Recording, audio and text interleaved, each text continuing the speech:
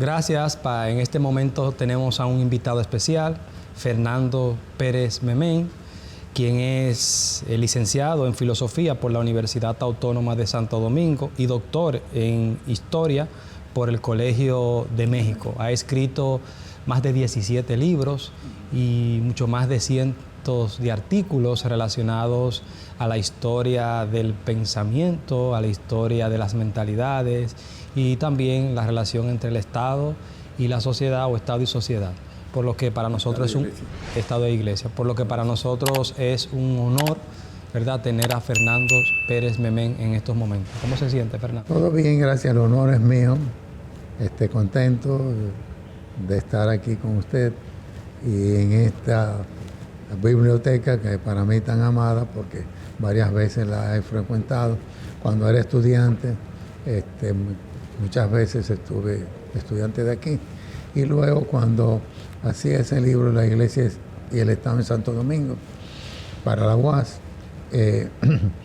pues también fui investigador aquí, venía con mucha frecuencia. ¿Para qué época, más o menos? Sí, de los años 1980 y 80 y 81, 82, exactamente. ¿Y cuáles fueron esas principales inquietudes que usted tuvo en su juventud? ¿Cuáles fueron esos primeros artículos? Bueno, yo comencé muy temprano, con mucha pasión, a leer y estudiar sobre filosofía, ciertamente. De hecho, el primer libro que yo escribí es sobre se titula La filosofía de la cultura, que es una combinación de la filosofía de la cultura con la antropología cultural y la sociología de la cultura, ciertamente. Ese fue el primer libro. Desde la óptica de la filosofía. De la óptica de la filosofía. Porque su formación de base, como podemos observar, es la filosofía. Es la filosofía. Después, en la historia, cuando hice doctorado en historia, como usted señalaba, en el Colegio de México, y aquí fue filosofía, educación y especialidad en filosofía. Ok. Filosofía pura. Filosofía, ¿cómo le llaman? Filosofía pura. O licenciatura en filosofía. Y su tesis doctoral, me dice que fue en México. Mi tesis doctoral en México se llama El Episcopado y la Independencia de México. Lleva 2 ediciones, ciertamente. Una la edición del Colegio de México, donde estudié. Otra edición es de la editorial Jus de México. Ok, hemos podido, como decíamos al inicio, que su línea de investigación ha girado en torno a la filosofía y por supuesto a la historia del pensamiento, la historia de las ideas, tanto en las ideas del ámbito político, económico, etc. E inclusive ha recibido reconocimiento por eso. Sí, ciertamente he ganado 2 premios nacionales, uno por el libro La Iglesia y el Estado en Santo Domingo en el año 82, y otro aquí de este libro que usted muestra, El Pensamiento Dominicano en la Primera República, que fue del año 91.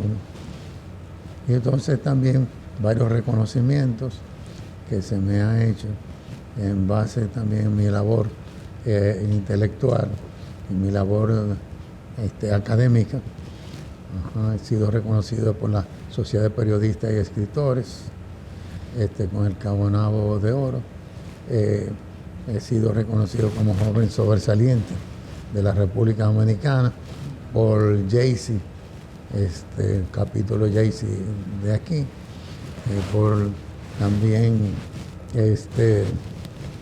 el ayuntamiento de mi pueblo como hijo meritorio, por el ayuntamiento de Santiago como hijo adoptivo, por el ayuntamiento de Moca, hijo adoptivo. Mi familia paterna es mocana, la materna de San Pedro de Macorís. Y entonces también he sido reconocido por varias instituciones culturales. El Ateneo de San Pedro de Macorís, muy jovencito, me pidió que me integrara a él. soy miembro del Ateneo también Amantes de la Luz de Santiago, miembro de la Sociedad Cultural Alianza Cibaeña. En México soy miembro de la Academia de la Historia de México y también de la otra academia, que además es Academia de Historia y Geografía de México. Y en El Salvador, del Ateneo Salvadoreño, que al igual que el de Santiago, es centenario, tiene como 125 años de existencia. El de Santiago lleva como 140 más o menos. Ok, ¿y cómo inicia su labor como docente? Muy jovencito, yo fui profesor primero de primaria cuando estudiaba el bachillerato en mi pueblo, San Pedro de Macorís, de tercero y cuarto de primaria, un colegio, el Colegio Limardo, en honor a un reverendo puertorriqueño evangélico, se lleva ese nombre. Y luego entonces fui profesor aquí del Colegio Evangélico Central, después entonces profesor del Colegio San Pedro Apóstol Católico de San Pedro de Macorís, mi pueblo, y también profesor de la escuela secundaria de mi pueblo, donde fui estudiante, también ciertamente antes. ¿Y cuántos años como docente tendría entonces en total? Bueno, como docente en general, más de 50 años, como 55 o 57, y de UAS, incluyendo también madre y maestra, que fui primero madre y maestra profesor, y profesor en UNFU, y también en UAS, en UTESA, en fin, más bueno, en Puerto Rico, en la Universidad Interamericana de Puerto Rico, fui profesor y fui también de Historia y Filosofía, y fui director, además, del Departamento de Historia, Ciencia Política y Geografía de la Universidad Interamericana. De ahí que yo vuelvo al país y ya me enrolo a la UNFU primero y después a la UAS. O sea que yo llevo más de 50 años como profesor, y aquí en la UAS soy profesor, verdad, retirado, pero después que terminé mi misión en México, en El Salvador, diplomática, he vuelto al país y aquí he vuelto a la UAS como profesor, profesor, digamos, contratado, o sea, pensionado contratado. Es más bien el título que se le da a eso. Usted nos dice que usted estudió la carrera de licenciatura en filosofía en la Universidad Autónoma de Santo Domingo, lo que tradicionalmente se le ha llamado como filosofía pura, sí, para diferenciarla de la otra, de filosofía mención letras. Exactamente. De esos profesores que le impartieron clases cuando estudiaba dicha carrera en la universidad, ¿cuál le marcó? ¿Cuál fue el que más le marcó? Bueno, Monseñor Roque Adames Rodríguez, en un segundo lugar, que me gusta siempre mencionarlo por justicia, el doctor Salvador Iglesias Bael, Monseñor, ambos han fallecido. Monseñor Adames fue profesor mío 4 años aquí, en filosofía y en historia de la cultura y también de latín, porque a mí me ha gustado mucho el latín desde la secundaria, que yo hice el cuarto de filosofía y letras. Siempre me apasionó mucho la filosofía y el latín. Y entonces también la psicología, y el gran psicólogo Salvador Iglesias Bael fue también profesor mío en psicología. Y filósofo, Juan Francisco Sánchez, que fue bisnieto del padre de la patria, Sánchez, y también Andrés Avelino, que fue profesor mío de lógica y de teoría del conocimiento y de ética, un gran filósofo. Pero en realidad, efectivamente, en cuanto a marca, con el señor Adames y Salvador Iglesias Bael, y algo de de Tono Sánchez, fíjate, ciertamente, sí. ¿Y de Andrés Avelino, qué recuerda? Oh, sí, muy bien, sobre todo la lógica. Yo saqué en su examen final, 105. Y yo me extraño, yo, pero ¿por qué 105? Y no 100 nada más. Y es que él le ponía como cuando uno era sobresaliente y excelente en esa materia, 105. Como un distintivo por el esfuerzo desarrollado por Monseñor Adames fue un brillante profesor y tuvo que ver mucho con el movimiento de reforma universitaria, uno de los principales líderes del movimiento de reforma universitaria aquí fue él. Y él pues me marcó bastante. Él tenía una formación extraordinaria, tenía como unos 3 o 4 doctorados entre filosofía, teología, y también latín, fue profesor mío de latín 3 años, más uno que había estudiado antes. Por eso el latín me apasionó muy temprano. Ok. Y volviendo a su estadía en México para fines de la realización de la tesis doctoral, ¿qué le motiva a trabajar ese tema y cuáles son los aspectos fundamentales de su tesis doctoral? Creo que influyó mucho el hecho de Monseñor Adames Rodríguez. Y segundo, está trabajando para Madre y Maestra, Universidad Católica Madre y Maestra, la primera universidad católica en el país. Hoy hay 4, creo que 4 o 5. Sí, ciertamente. Y luego también, porque en México, en la historia mexicana, ha habido muchos problemas entre la Iglesia y el Estado. Muchos problemas. Incluso hay hasta un libro que se llama México, el país de los altares ensangrentados, porque es el único país de América donde se dio una guerra, y ya guerra entre la Iglesia Católica y el Estado, fue en México. Y esa guerra se le llamó, por la cual yo escribo, la guerra de los cristeros. Se dio en el estado de Guadalajara. Había precisamente soldados combatiendo a curas también armados. Y eso fue terrible, esa etapa. Aunque el periodo que yo designé temprano fue el de la independencia, comenzando desde finales del siglo XVIII hasta cuando la Santa Sede reconoce el Estado mexicano en el año 1836. Es muy interesante también porque los padres de la independencia de México fueron sacerdotes. El padre Miguel Hidalgo y Costilla es el que proclama la independencia el 16 de septiembre del año 1810.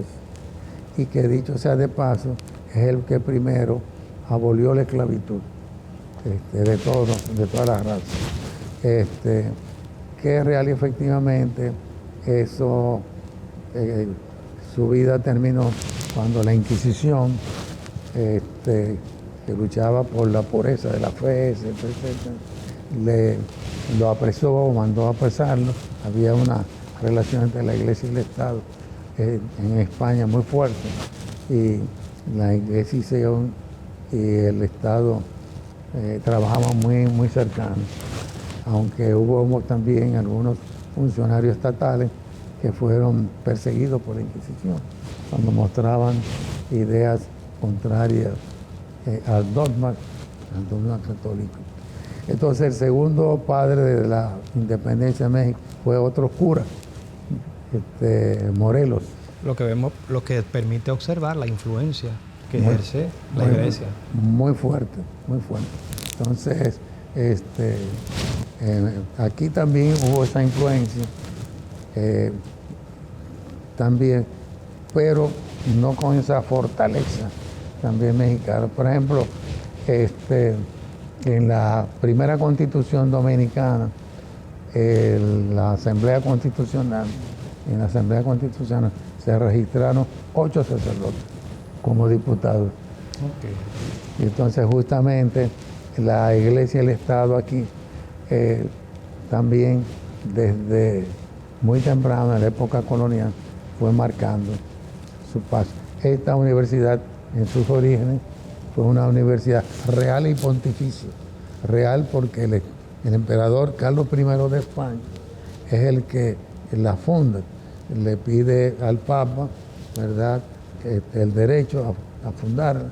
Y entonces la universidad comenzó con los dominicos, con colegios que tenían ahí en el convento dominico, y por eso es la Universidad de Santo Tomás de Aquino, regenteada por los dominicos. Pasó a ser universidad ya laica con Núñez de Cáceres, cuando fue el segundo hombre del mando, cuando volvimos a ser españoles por la Reconquista, y Núñez de Cáceres pasó a ser el segundo hombre en el mando en la época española. Y entonces es que él, que había sido profesor de Derecho, y después pasó a ser, cuando la restaura como universidad, ¿verdad?, de Santo Tomás de Aquino, la restaura no con el nombre de universidad ya sin ser religiosa, sino laica, de que le da esa orientación laica, Núñez de Cáceres. Y entonces justamente es el padre ya de la primera independencia dominicana, el 1 de diciembre de 1821, cuando él proclama la independencia. Es nuestra primera independencia. Y sobre él he escrito varios ensayos, y estoy escribiendo un libro nuevo sobre la idea de la independencia de él y de Duarte, tratando de hacer una relación comparativa, pero en el marco de la historia de la idea, entre él y Duarte y los demás liberales de su época. Sí, efectivamente, una de las obras escritas por usted, de esos más de 17 libros, es una que se titula El pensamiento dominicano en la Primera República, que va de 1844 a 1861. Exacto. Donde obviamente busca rastrear todo lo que tiene que ver con la historia del pensamiento, las ideas en el ámbito económico, político, etc. Hay un tema que nos llama la atención, que es la primera parte de esta obra, que dicho sea de paso, le otorgaron un premio por ello. Sí, en la Nacional de Historia. Correcto. Por segunda vez. Por segunda vez. Que es la Fundación del Estado. Del Estado Dominicano.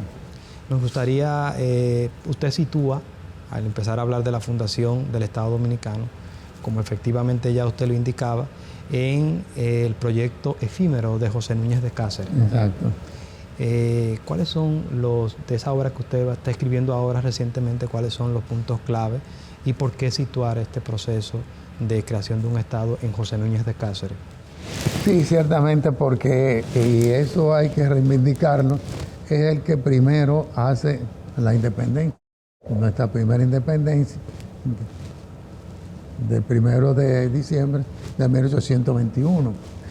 Ya justamente cuando él la proclama, ya en Centroamérica, el 15 de septiembre, ya el Gabino Gainza proclama la independencia de Centroamérica.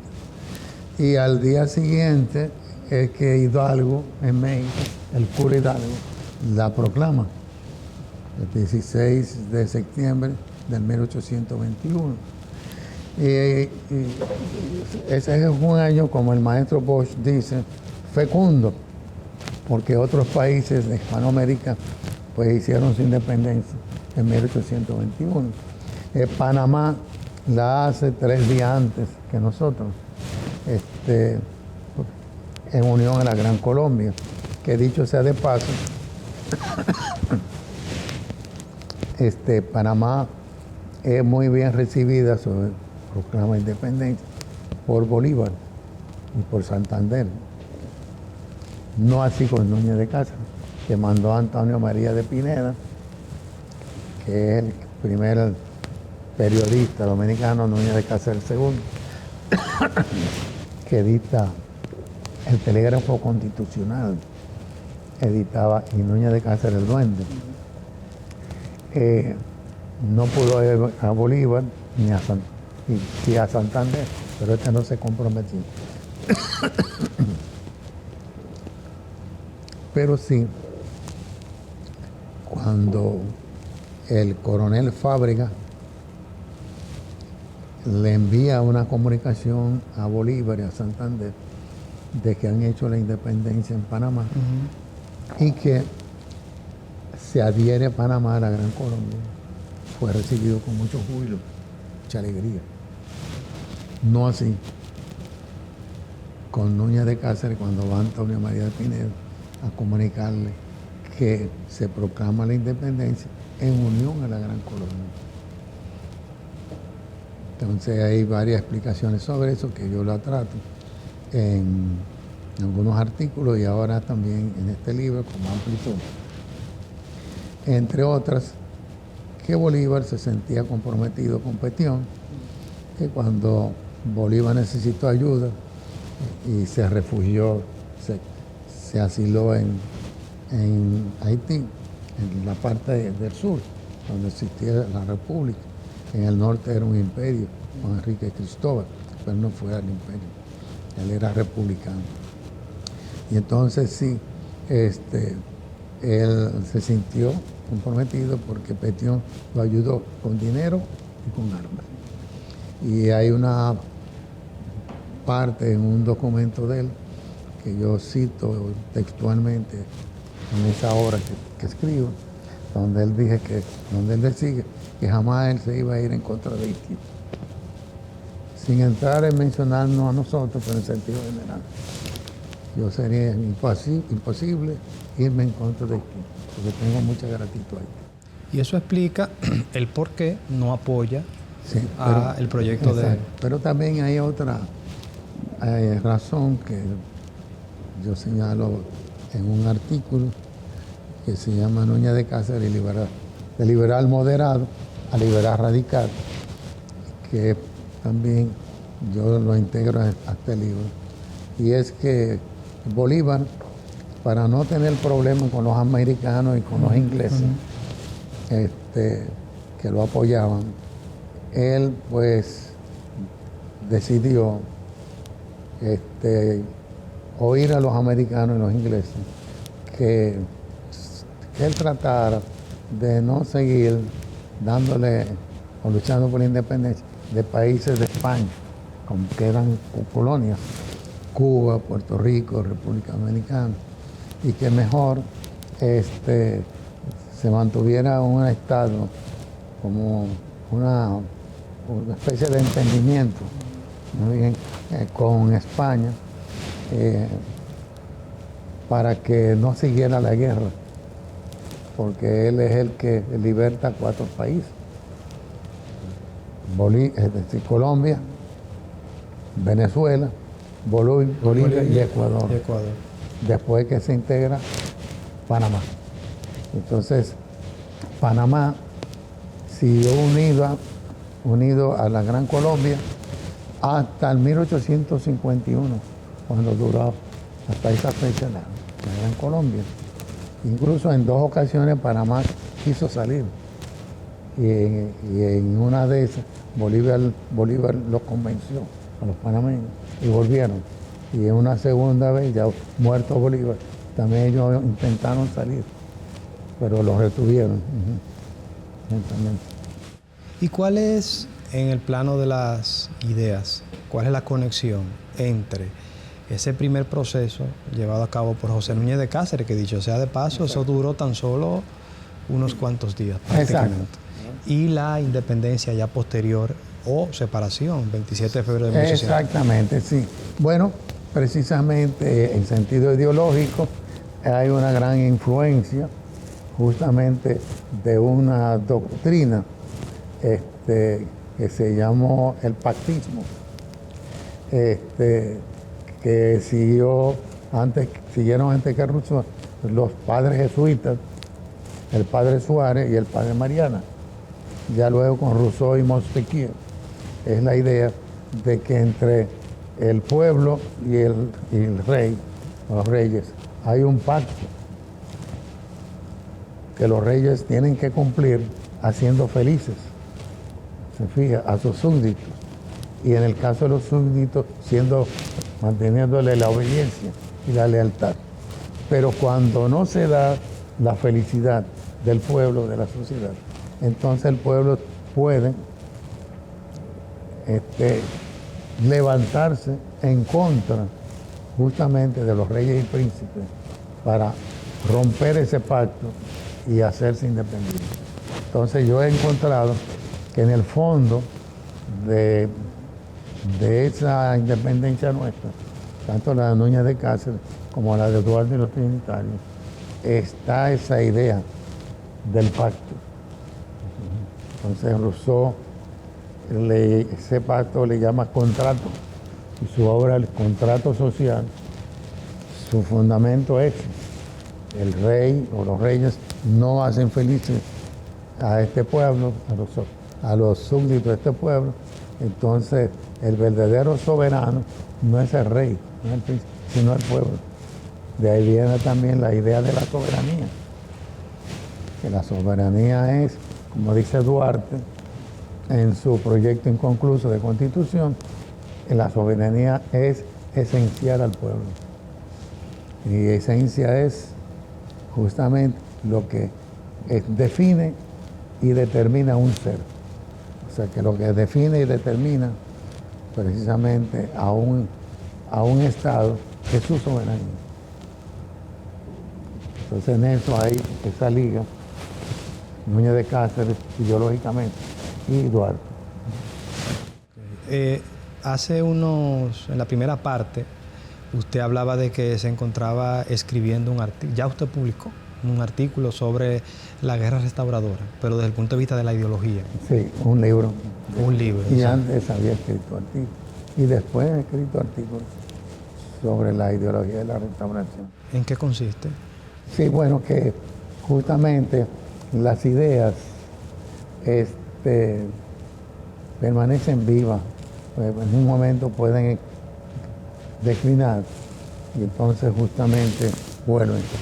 Duarte en su proyecto de constitución establece que la soberanía no se pierde nunca. Nunca se pierde la soberanía. La soberanía puede quedar en receso, pero no perdida. La soberanía se mantiene siempre. Entonces, por eso Duarte establece que la independencia no se pierde nunca. Con los haitianos, ¿qué pasó? Bueno, hubo una situación de fuerza. Núñez de Cáceres aceptó precisamente ya la dominación de Haití para evitar derramamiento de sangre en esa situación de fuerza. Pero no murió, se fija, la soberanía, ni murió la independencia. Entonces, justamente en el derecho internacional de ese tiempo, desde Núñez de Cáceres, desde antes, con Rousseau, Montesquieu, ¿verdad? Se tiene con esa idea. Y antes de ello con los padres, el padre Suárez, jesuita, y el padre Mariana, de que la soberanía es esencial y es connatural, consustancial con el pueblo. O sea que Dios, entre los derechos humanos que le ha dado a los pueblos, está el derecho a ser soberano y a ser libre, independiente, como también sus derechos humanos, que los gobiernos tienen que respetarlos. El derecho a la vida, el derecho a la libertad, el derecho, ellos proclamaban mucho también, el derecho a la igualdad legal y el derecho a la propiedad. Esos son derechos naturales que tienen todo, digamos, todo ese curso. Entonces, cuando los restauradores le escriben a la reina de España, manifestándole que ellos se han levantado, pero es en base a la idea de que la independencia no ha muerto. Por eso en su escrito le dice, todo lo hemos perdido, menos la independencia y la libertad. Todo.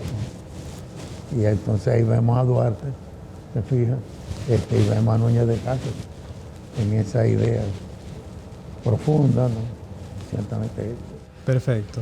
Otro aspecto muy importante de esta obra, el pensamiento dominicano durante la Primera República, es que ya tiene que ver con los asuntos relativos a las ideas sociales, es la nueva educación y la reforma estructural mental. Okay. Nos gustaría escuchar su punto. Sí, cómo no, con la independencia de nuestros países, y es decir, los países latinoamericanos, eso se dio antes en Haití, el primer país latinoamericano independiente, que abogó por la educación, lo mismo que Duarte y los trinitarios. Por eso Duarte primero formó educacionalmente una generación para la libertad. Y él mismo le daba clases, y el padre Gaspar Hernández, que era peruano y vino a vivir aquí cuando la independencia de Hispanoamérica, y él era conservador, pero finalmente se alió a la independencia y con Duarte. Ellos eran los profesores que daban clases aquí en el convento Regina Angelorum. Traducido del latín al castellano es Reina de los Ángeles, Regina Angelorum, que permanece en pie ahí en la Padre Villini, ese convento. Y ahí pues Duarte le enseñaba las ideas fundamentales del liberalismo democrático. Y ahí también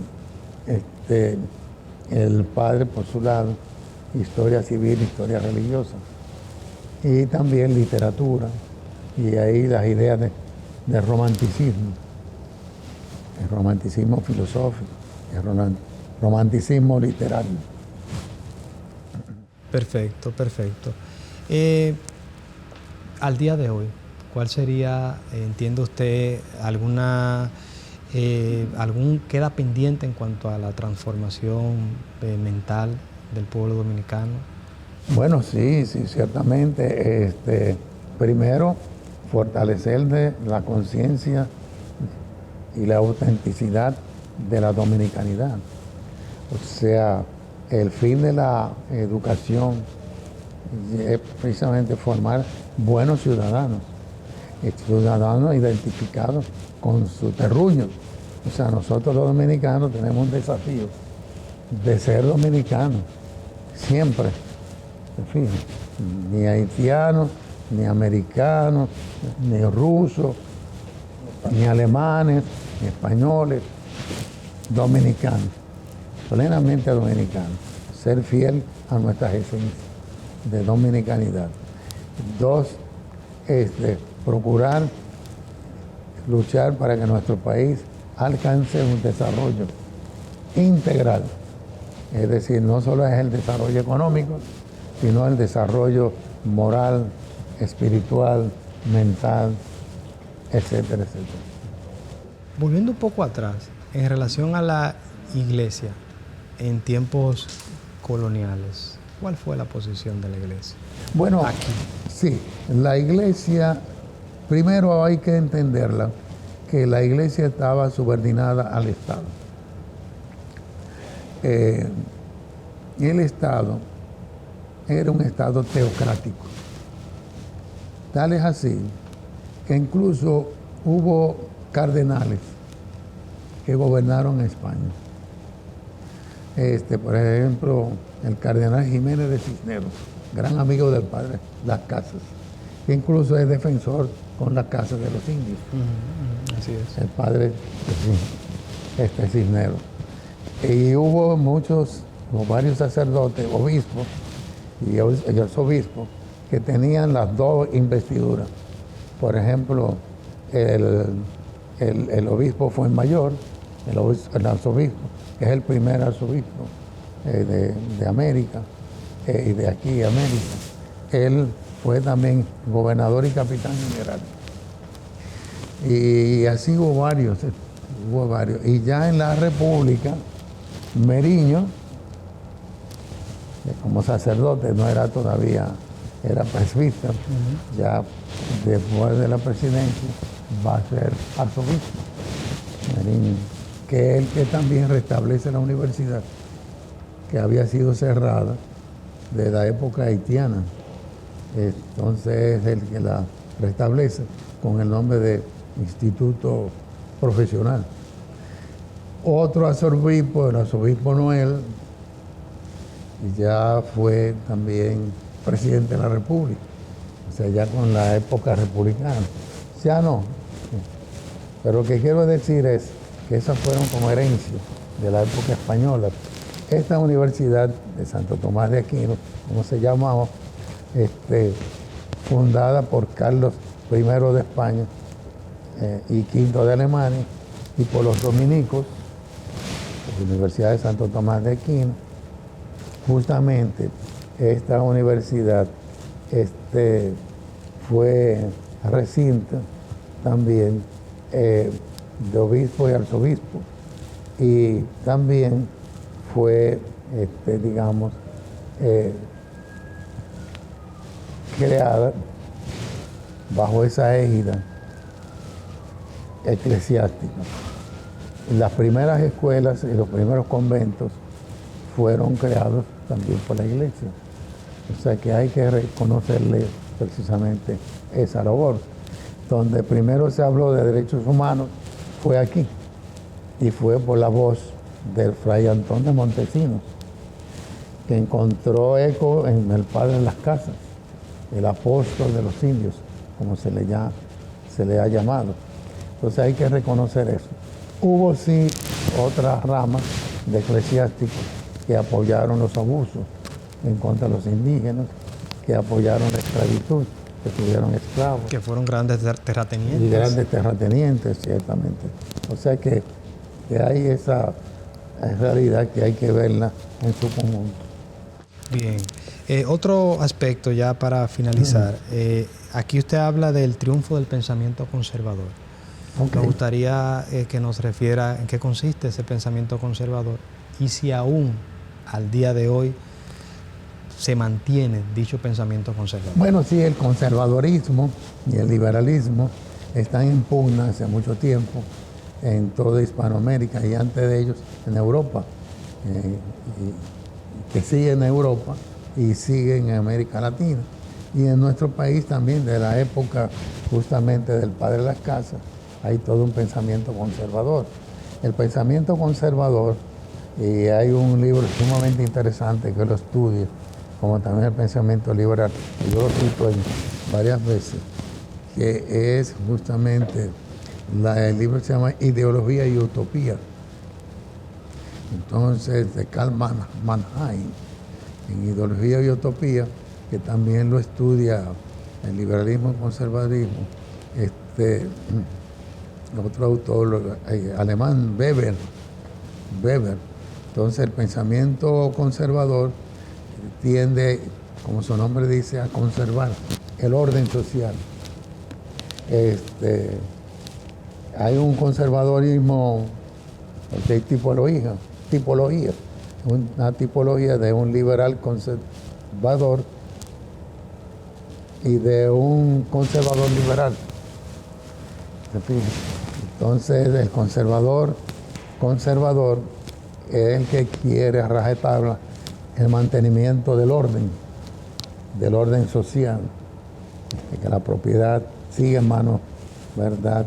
En unas manos, que la libertad sea limitada que no haya libertad, y si la hay, que sea restringida.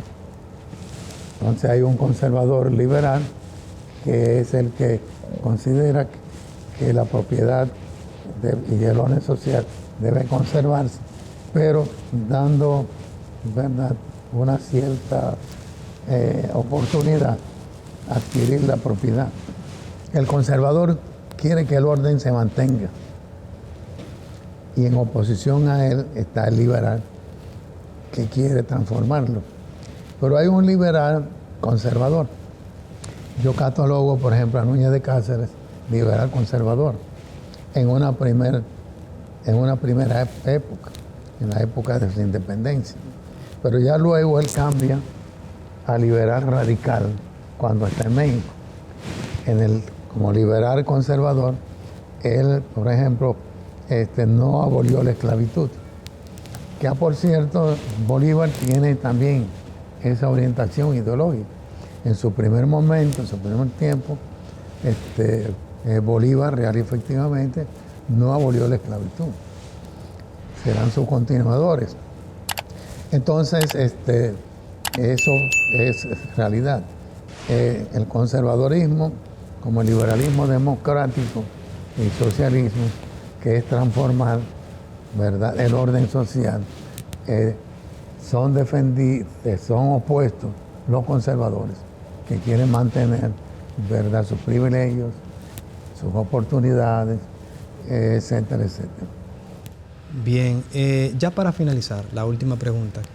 ¿Cómo ve usted la situación actual de la República Dominicana desde el punto de vista económico, político, social? ¿Ha habido acaso algún tipo de desarrollo económico, desarrollo institucional? ¿Cómo lo ve? Bueno, de la caída de Trujillo, si la vemos de en adelante, el país ha avanzado bastante. En términos, ¿verdad?, de estructura política, es un país donde no se ha interrumpido, después de la interrupción, ¿verdad?, muy lamentable, de ese modelo de régimen democrático del maestro don Juan Bosch, después y de la Revolución de Abril. A partir de la Revolución de Abril ya no se piensa en golpe de Estado, y se orienta el país hacia un orden, ¿verdad?, liberal democrático, una vez más liberal y más democrático que otros, ¿no? O sea que esa es la realidad. En sentido económico, se puede decir que hemos avanzado. Ha habido avances, indiscutiblemente. El país ha tenido unos pasos de avance en cuanto al desarrollo social, desarrollo económico, pero todavía necesitamos avanzar más. O sea que el gran reto dominicano es que la democracia se vaya fortaleciendo cada vez más en sus instituciones y en su legalidad. Y también que la democracia social avance de tal manera que haya pan y libertad siempre y para todos, y que haya oportunidades para todos, para estudiar, ¿verdad?, abierta las oportunidades de estudio y también de trabajo, y de ir mejorando y cambiando las condiciones sociales para que el desarrollo, que sea el desarrollo integral, que no se desarrolle en un desarrollo humano, en una área sola o dos áreas, sino el desarrollo integral humano, que llegue el pan a todos, que llegue la oportunidad a todos, y que vivamos en una democracia, ¿verdad?, real y verdadera. Ahora bien, yo he dicho y redicho y escrito y he vuelto a decir, y ahora lo señalo, lo digo, que la democracia es una cultura, que la democracia hay que educar para ella, y que por tanto, para fortalecerla es necesario avanzar en la educación para la democracia y vivir una cultura democrática. O sea, entendida cultura como un modo de vivir, de sentir y de crear y de creer. O sea que es necesario que nosotros aprendamos cada día la democracia, que cada día nos curtamos más en él y que sea real y efectivamente un modo de vivir y de convivir. Muchas gracias, Fernando Pérez Memén, nuevamente por esta entrevista. Mucho gusto.